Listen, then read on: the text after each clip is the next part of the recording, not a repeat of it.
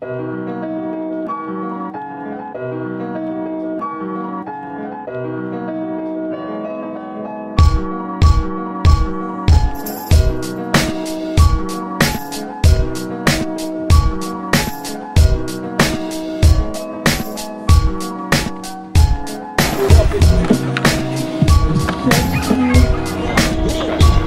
ikäisenä sä oot aloittanut skeittaamaan?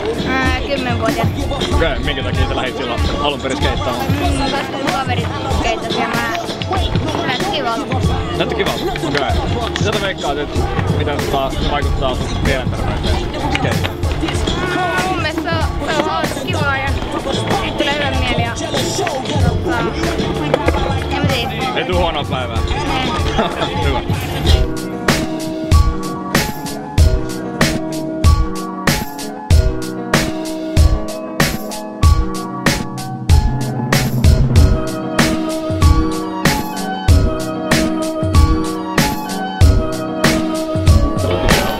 Milloin sä oot aloittanut skeittauksen? Mä oon aloittanut skeittauksen joku 15 vuotta sitten. Okei, mikä sä nyt silloin lähtee paikalle? En tiedä oikeesti. Varmaan kaveriskeitä, isoveliskeitä. Siistiä hommaa. Mitä sä kuvittelisit, että se on vaikuttanut sun mielenterveyteen, että sä oot lähtenyt tähän harrastamaan? No se on ollut aika osa isojen työ.